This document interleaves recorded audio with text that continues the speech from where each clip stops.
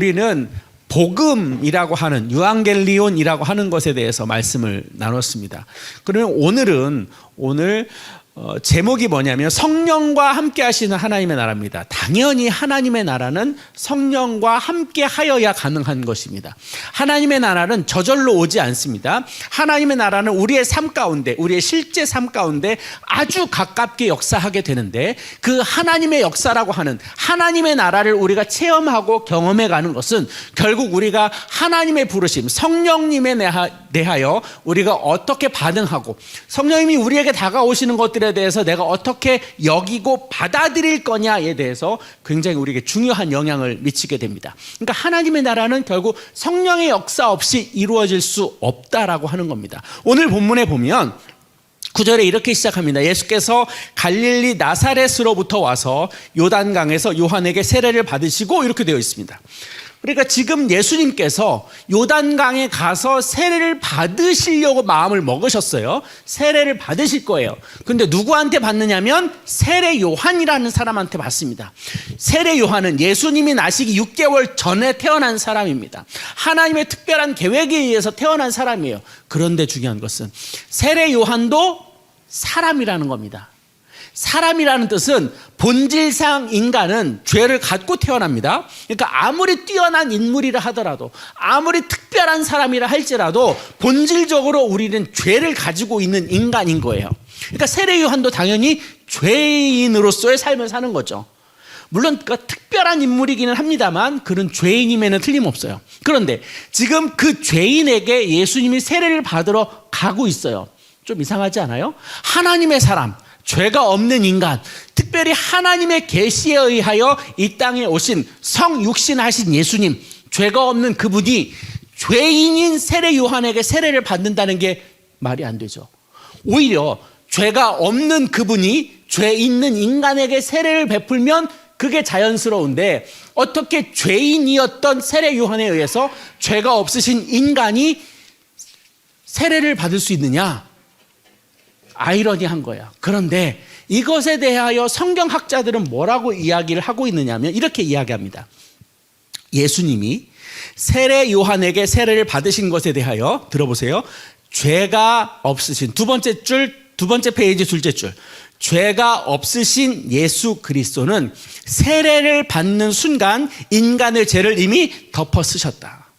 그러니까 죄가 없는데 세례 요한에 의하여 세례를 받음으로 인해서 인간의 죄가 비로소 예수 그리스도, 죄가 없는 인간에게 죄가 들어오게 되었다는 거죠. 그러니까 결국 예수님이 죄에 의하여 인간의 죄를 뒤집어 쓰고 나중에 십자가에 달려 죽으시게 되는데, 그 출발점, 그 사역의 출발점이 어디냐면 예수님께서 세례를 받으시는 이 장면에서부터 출발이 된다는 거예요. 그래서 예수님이 세례를 받음으로 인해서 공교롭게도 예수님의 공생애가 시작이 됩니다. 예수님의 인간으로서 마지막 죄를 담당하시고 속죄의 역사가 일어나게 되는데, 그 출발점이 예수님이 세례 요한에게 세례를 받는 그 순간부터 공생애가 시작이 된다라고 하는 거예요. 그런데 그 상황을 얼마나 장엄하게 표현하고 있느냐, 성경에 보면 이렇게 되어 있습니다. 예수께서 물 위에서 올라오실 때 하늘이 열리고, 자, 하늘이 열려요. 하늘이 열렸어요. 그리고 성령이 비둘기같이 내려오시고, 또 하늘에서는 하나님께서 기뻐하시는 메시지를 보냅니다. 너는 내 사랑하는 아들이라, 내가 너를 기뻐하노라. 예수님의 세례 받으신 그 사건이 얼마나 대단한 사건이냐라고 하는 것을 이 장면에서 보여줘요. 그래서 성경에서는요, 여러분 혹시 삼위일체라는 얘기 들어보셨어요? 성부, 성자, 성령이 그 삼위가 하나님의 계시를 하고, 또 그 가운데 그 성부, 성자, 성령이 우리 가운데 친히 역사하시고 주장하시는 그 삼위일체 하나님의 사건이 오늘 이 본문 가운데 다 드러나 있어요. 아주 특별한 본문이에요. 그래서 이 본문이 무슨 소리냐? 하늘에는 하나님의 소리가 들립니다. 여기서 말하는 하나님의 소리가 들린다는 것은 무슨 하나님이냐면, 한번 따라 하실까요? 성부 하나님, 우리가 하나님이라고 부르는 그분이 이제 하나님께서 말씀을 하시는 거예요. 너는 내 사랑하는 아들이라, 내가 너를 기뻐하노라. 하늘의 음성이 들려요. 자, 그리고 성자 예수님은 어디 계세요? 세례를 받으시는 그 현장 가운데 세례 요한에 의해서 물속에 들어갔다가 건짐을 받는 그 순간에 예수님, 성자 예수님이 그 가운데 등장하시죠. 그러니까 세례를 받으셔서 인간의 몸을 입은 성자 예수님. 그 다음에 성령은 어디 계시죠? 하늘에서 성령이 비둘기같이 임하였다 이렇게 되어 있어요. 그러니까 이 장면은요, 성부 하나님, 성자 예수님, 성령 하나님이 한 공간 안에 나타나게 되는 성경 안에서 몇 번 보이지 않는 아주 특별한 장면이 오늘 본문에 등장하고 있는 거예요. 이렇게 예수님의 공생애가 시작이 되었다라고 선언해주고, 마치 우리가 뭔가 큰 행사가 열리게 되면 옆에 있는 기악들이 빵빠레를 이렇게 울리잖아요. 마치 예수님의 공생의 시작을 그렇게 세상 가운데 선포해주고 우리 가운데 하나 예수 그리스도의 역사가 나타나게 됩니다 라고 하는 것들을 공표하는 것처럼 그런 장면을 연출해주고 있어요. 그래서 성부 하나님, 성자 예수님, 성령 하나님이 한 곳에 나타나서 이 모든 상황을 한 장면에서 우리에게 재현하고 구현시켜주는 장면으로 우리에게 등장하고 있다라고 하는 거예요. 그만큼 예수님의 공생애가 이렇게 시작이 되었다. 거기에 중요한 것은 역시 성령께서 그 가운데 운행을 하고 계시다라고 하는 것을 우리에게 가르쳐주고 있어요. 아하! 예수님의 사역의 시작도 성령의 함께하심으로 나타나게 되는구나. 예수님의 그 공생애적인 사건도 결국 성령의 역사가 나타남으로 인해서 우리 가운데 펼쳐지게 보이시게 되는구나. 아, 예수님이 전파한 그 하나님의 나라라고 하는 그것도 성령의 역사 없이는 나타날 수 없는 거구나. 우리가 이런 우리 본문에서 이런 상황을 우리가 알 수 있게 됩니다. 그래서 여러분들도 그런 마음을 가졌으면 좋겠어요. 나의 삶에 성령님이 좀 가까이 왔으면 좋겠다.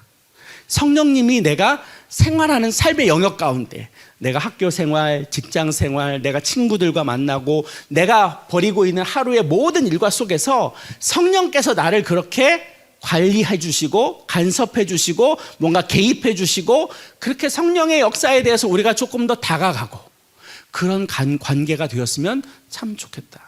그럴 때 우리의 삶이 하나님의 나라를 체험하는 삶으로, 하나님의 나라를 경험하는 삶으로 우리의 삶이 도전되어진다라고 하는 것을 우리가 알 수 있어요. 한번 따라 하실까요? 나의 삶에 성령님이 함께. 나의 삶에 성령님이 함께. 그래서 기도할 때도 성령님 도와주세요. 성령님 함께 해주세요.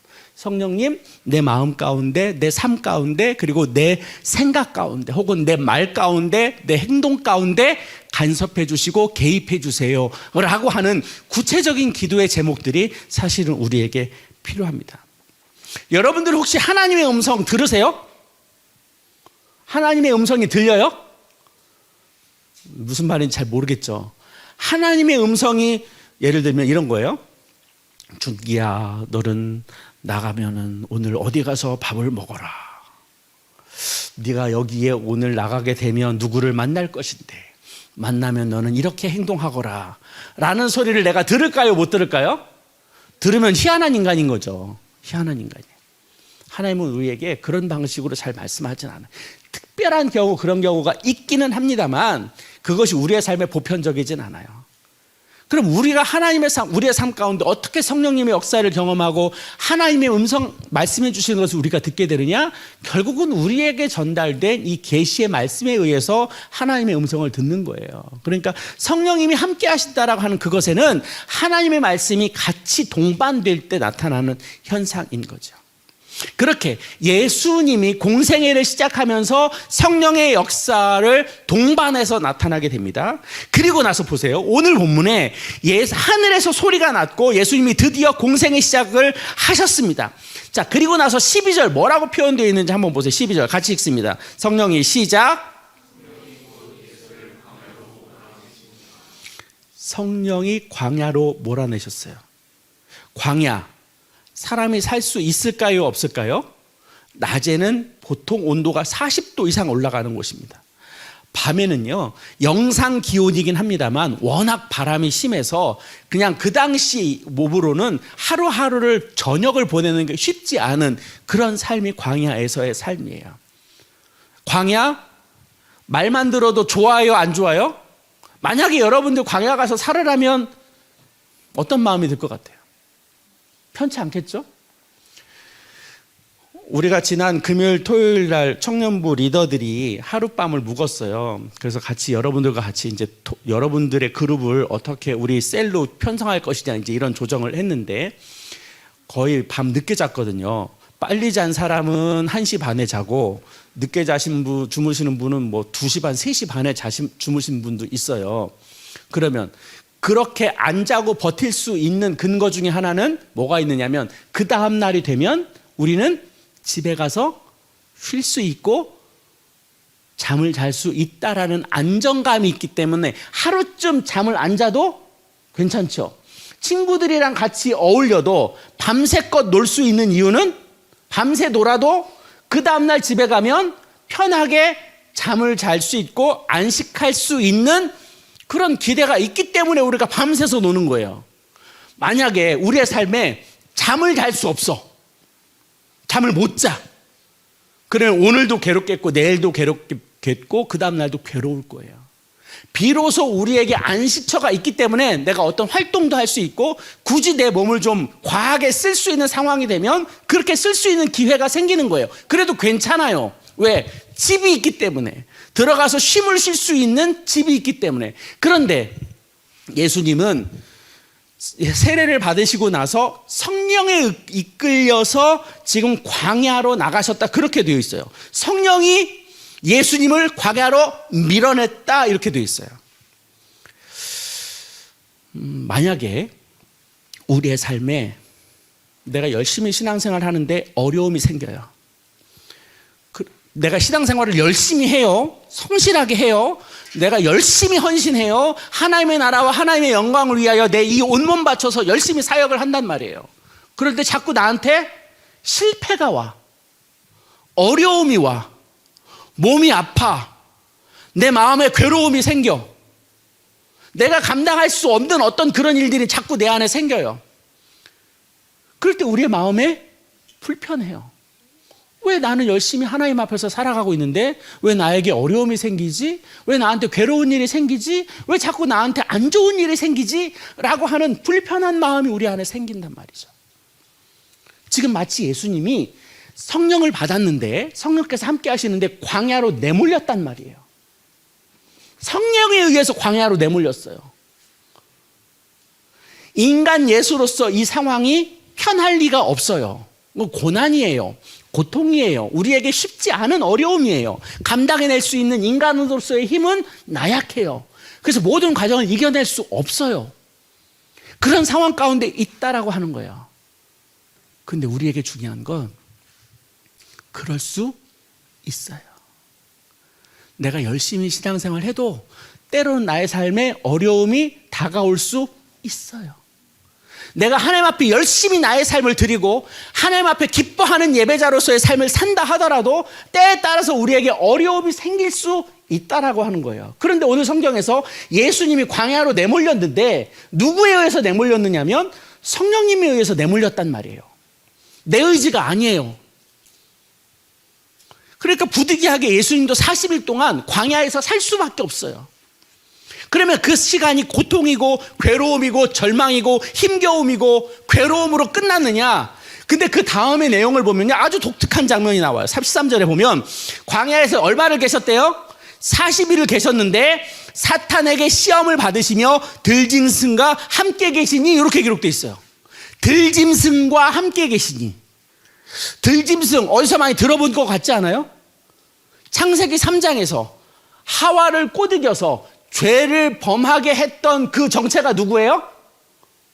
누구게요? 누굴까? 아, 이거 퀴즈 내야 되나? 어려워요? 누구가? 누구? 누가 하와를 속닥속닥 너 먹어도 그거 안 죽는다? 하나님은 네가 하나님처럼 될까 봐 그거 못 먹게 하는 거야. 누가 꼬드겼어요? 사탄. 그런데 성경 안에는 사탄이라고 표현되어 있는 것을 살짝 바꿔서 본질상 사탄인데 뭐라고 표현되어 있냐면 뱀 맞아요. 그런데 이 뱀을 묘사한 단어가 있어. 뱀은 파충류예요? 양서류예요? 포유류예요? 갑자기 어려워졌나? 이거 갑자기 생물 시간이 됐나? 뱀은 무슨 종류예요? 파충류예요? 양서류예요? 아는 사람? 갑자기 나도 생각이 안 나네. 파충류? 뱀 파충류야? 빨리 챗GPT 물어봐줘요. 양서류야? 파충류야? 파충류. 일단 파충류라고 해요. 잘 몰라. 기억이 안 나네. 그런데 성경은 그 뱀을 뭐라고 표현하고 있냐면 들짐승이라고 표현되어 있어요. 몰라도 괜찮아. 근데 지금 내가 들짐승 이야기 하려고 하다가 보니까 여기까지 온 거예요. 하와를 꼬드겼던 정체는 뱀인데 그 뱀을 들짐승이라고 표현을 했어요. 그런데 지금 예수님이 광야에 나갔는데 광야에서 40일을 보냈는데 예수님이 누구랑 함께 지냈다고 하냐면 들짐승과 함께 지냈다, 그렇게 표현하고 있는 거예요. 그러니까 들짐승과 함께 지냈다는 것은 그때 비록 광야지만 지금 예수님이 살아가고 있는 그 현장 속에서 들짐승과 함께 계셨다. 그러니까 그곳에서는 들짐승이나 파충류나 양서류나 상관없이 예수님이 계시고 성령님이 그 가운데 함께 계셨기 때문에 비록 그 삶이 굉장히 버겁고 어렵고 힘겨운 상황 같아 보이지만 그러나 예수님께서 그곳에서는 잠시나마 하나님의 나라를 이루고 있는 상황이었다라는 것을 우리에게 재현해 주고 있어요. 들짐승과 함께 계셨다. 함께 그들과 어울리셨고 그들과 함께 즐겁게 지내셨다. 함께 그 공간 안에 있었다. 성경은 그런 단어로 쓰여지고 있다는 거예요. 이것을 어디에서 표현해 주고 있느냐? 이사야 65장 25절 말씀에, 이사야 말씀에 이런 구절이 있어요. 보세요. 이리와 어린 양이 함께 먹을 것이며 사자가 소처럼 즙을 먹을 것이며 뱀은 흙을 양식으로 삼을 것이니 나의 성산에서는 해함도 없겠고 상함도 없으리라. 여호와께서 말씀하시느니라. 그러니까 이것이 마치 이사야 65장에 나오는 그 현상을 지금 예수님이 광야에서 들짐승과 함께 성령님과 함께 계시면서 비록 그 현장은 고난의 현장이고 괴로움의 현장처럼 보이지만 실제적으로는 그 가운데 하나님의 나라가 잠시 동안 임하였다라고 지금 성경은 이야기해주고 있는 거예요. 그리고 그걸 며칠 동안? 40일 동안 그러고 있었다는 거죠. 근데 여기서 우리가 생각할 게 있죠. 하나님의 나라, 우리가 쉽게 얘기해서 천국 하면 우리가 예수 믿는 사람이 죽어서 가는 나라, 하나님의 나라, 천국. 만약에 우리가 죽어서 가는 나라가 하나님의 나라라면 이 본문은 해당 사항이 없어요. 왜? 지금 예수님은 엄연히 살아계시고 들짐승도 살아있고 성령님의 역사도 그 가운데 나타나 보여주고 있는 현상인데 이건 죽어서 가는 그런 하나님의 나라의 개념이 아닌 거예요. 그러니까 실제로 지금 예수님이 인간의 모습을 입고 있는 그 현장 속에서 벌어지는 하나님의 나라 현상이라고 하는 거죠. 그러니까 하나님의 나라라고 하는 것은 죽어서 가는 나라일 수도 있겠지만 더 중요한 것은 우리의 삶의 자리에서 하나님의 나라는 실제한다. 우리가 하나님의 성령과 함께하면, 그리고 우리의 존재가 하나님과 동행하는 자리였고 성령의 역사가 나타나는 자리라면 그것이 어떤 상황이든, 광야든 절망이든 괴로움이든 아픔이든 어떤 상황이라 할지라도 그 가운데 하나님의 나라는 우리에게 보여진다라고 하는 거예요. 그리고 성령께서 예수를 그 광야로 몰아내셨다는 거죠. 제가 오늘 좀 전에 예배당에 들어오기 전에 여러분 청년부 단톡방에 올린 내용이 있어요. 그거 한번 다 열어보세요. 지금 우리 청년부 단톡방에 제가 2페이지짜리 PDF 파일을 올려놓은 게 있어요. 다 열어보세요. 다 있죠? 지금 여러분들 단톡방에. 자, 그 내용. 그럼 뭐가 도대체 하나님의 나라냐? 실제로 우리의 삶의 영역 가운데 무엇을 하나님의 나라를 경험한다라고 하냐라고 할 때 이런 내용이 있습니다. 제가 올려진 그 그대로 읽을게요. 제가 인터넷에서 옥하는 목사님 설교를 듣다가 어느 한 자매의 이야기를 듣고서 제가 옮겨 적은 거예요. 자, 한 자매 이야기입니다. 믿음을 갖고 신앙생활을 오랫동안 했던 자매가 있었습니다. 그러나 그분은 별로 뜨겁게 신앙생활을 하지 않았던 것 같습니다. 오히려 남편이 직장생활하면서 너무 열심히 교회 중심으로 살아가다 보니 그것이 불편하고 마음에 들지 않아서 오히려 반감을 가지고 오히려 집안에서 남편을 은근히 핍박하던 자매였습니다. 그래도 남편에게 영향을 받아서 이래서는 안 되겠다 싶어서 교회에서 개설된 성경대학도 다니고 부지런히 말씀을 배웠답니다. 그런데 어느 날 갑자기 병원으로부터 직장암 초기라는 진단을 받게 됩니다. 절망을 하고 있는데 남편이 이런 말을 했다고 해요. 여보, 이것이 하나님이 주신 것이라면 좋은 것일 거야. 나쁜 것이 아닐 거야. 좋은 것이라는 것을 우리는 믿어야 돼. 그 남편의 말을 의지하고 1년 동안 항암 치료를 받았습니다. 그 마지막 부분에 5일 동안 주사를 맞는 스케줄이 남아 있었는데 그 주사를 계속 맞으면서 이 자매가 영적으로 침체가 되었던 것 같습니다. 좋은 것을 줄 알았는데 기껏해야 이거냐 하는 생각이 들었답니다. 믿음이 흔들리면서 말로 표현할 수 없는 답답함을 느꼈습니다. 그래서 목사님을 초청해서 예배도 드리고 자신이 지금 이렇게 영적으로 흔들리고 있다는 말씀을 했다고 합니다. 그랬더니 오신 목사님도 남편이 한 얘기와 같은 이야기를 했다는 거예요. 집사님, 하나님은 절대로 나쁜 것을 주시지 않습니다. 좋은 것을 주십니다. 믿으세요. 치료를 마치고 나서 의사 앞에 최종 결과를 받으러 갔습니다. 의사가 말하기를 암세포는 다 없어진 것 같습니다. 그러나 한 가지가 미흡하네요. 어딘가 전이가 되지 않았을까 하는 의심이 생겨요. 그러니까 검사 조금 더 하고 한 달 뒤에 다시 한번 봅시다. 이 말을 듣자마자 그 자매는 마음속에 하나님으로부터 버림을 받았다는 느낌이 들었답니다. 믿어봐야 돌아오는 것은 기껏해야 아무것도 아니고 이 정도라는 것을 그가 알았을 때 굉장한 허탈감이 밀려왔답니다. 교회도 가고 싶지 않았다고 합니다. 그렇게 며칠을 보낸 뒤에 어차피 이렇게 될 바에 하나님께 매달려 보자라는 마음을 가졌답니다. 남편과 같이 새벽 예배에 가자고 결정을 했어요.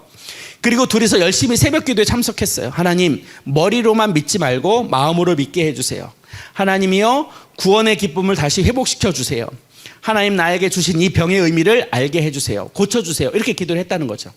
그러나 새벽 기도를 한 보름쯤 하고 나니 다시 마음이 어려워졌고 영적으로 힘을 잃어가고 있었답니다. 믿음이 다시 흔들리고 하나님을 믿어봐야 별 볼 일 없다라는 생각이 온 마음을 지배해 버렸다고 합니다. 그런 과정에 어떤 자매를 만났는데 그 자매는 예수를 믿지 않는 자매였답니다. 자기도 모르게 전도를 하게 되었다는 거죠. 자기가 지금 의심하고 불평하고 있는 그 하나님을 전하게 되었다는 거예요. 전도를 하고 난 뒤에 이분에게 놀라운 일이 벌어졌대요. 하나님께서 그분의 마음에게 강하게 역사하기 시작했고 비로소, 여기가 중요해요. 비로소 하나님이 그분에게 눈을 열게 해주셨다는 거예요. 이때 와서 절망 주게. 그리고 나서 이 자매가 목사님에게 편지를 보냈는데 그 편지의 내용이 이렇게 쓰여져 있습니다. 보세요. 목사님, 갑자기 제 마음이 편안해지는 거예요. 답답하던 마음이 없어지고 분한 마음도 없어지고 오히려 감사의 마음이 드는 거예요. 그날 이후에 제 마음에 쌓인 여러 가지 생각이 정리가 되면서 가장 좋은 것을 주시는 하나님 아버지를 믿게 되고 묵상하게 되었어요. 병도 영적인 갈증도 다 나에게 필요해서 하나님이 주신 좋은 것임을 알게 해주셨어요. 나중에 의사의 판정이, 여기 밑줄이에요. 정말 밑줄이에요. 제가 이 얘기를 하려고 지금 하는 거예요. 나중에 의사의 판정이 어떻게 나든 상관없이 그 모든 것을 허락하신 하나님의 주권을 인정하며 감사할 수 있어야 한다는 마음이 들면서 병에 대한 집착이 사라져 버렸어요. 낫든지 안 낫든지 이 병을 통해서 하나님께서 남편과 나를 다루고 계시며 하나님의 온전한 사랑으로 세움을 입을 것이라는 확신이 들었어요.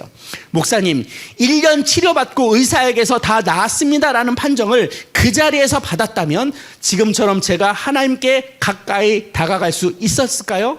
목사님, 저 많이 달라졌어요. 이제껏 신앙생활을 한 중에서 지금이 제일 재미있고 행복해요. 요즘 그냥 좋아요. 남들은 이해 못할 겁니다. 병이 낫고 안 낫고가 문제가 아니에요. 나의 상황이 바뀌었느냐 안 바뀌었나가 중요한 게 아니에요. 지금 나의 삶의 현장 가운데 하나님의 영향력 가운데 있고 하나님의 통치 가운데 있으면 그것이 우리가 어떤 환경이든 상관없이 우리는 비로소 하나님과 동행하는 기쁨과 즐거움을 누릴 수 있다라고 하는 거예요. 이것이 하나님의 통치를 받는다는 본질이에요. 문제가 해결되고 어려움이 극복이 되고 기도의 제목이 응답이 되고 이것이 하나님의 나라가 아니고 그거는 과정이에요. 나의 상황과 상관없이 나는 여전히 하나님의 은혜로 살아가고 성령의 통치를 받으며 성령의 도우심 가운데 오늘 나의 삶이 희락이 있고 기쁨이 있고 은혜가 있고 충만함이 있고 만족이 있고 하나님 앞에 나아가는 기쁨이 있다면 바로 그것이 하나님의 통치를 받고 있는 증거가 되는 거예요.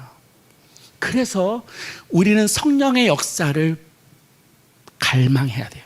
성령의 도우심을 우리는 기대해야 돼요.